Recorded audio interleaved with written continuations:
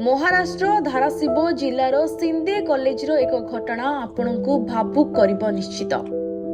Farewell कार्यक्रम थिला। Farewell भाषण देउथिले 20 वर्षीय छात्री वर्षा खरात। बेस खुशी मिजाज रे थिले।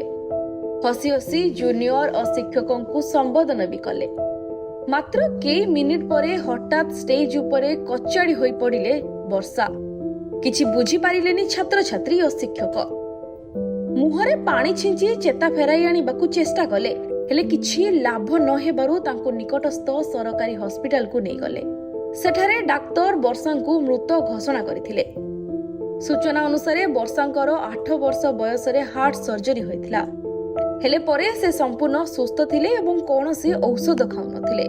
तांको जीवन शैली सामान्य थिला, किंतु हठात तांकर एभली मृत्यु समस्तंकू दुखी करिछि। Bureau report news alert 24x7।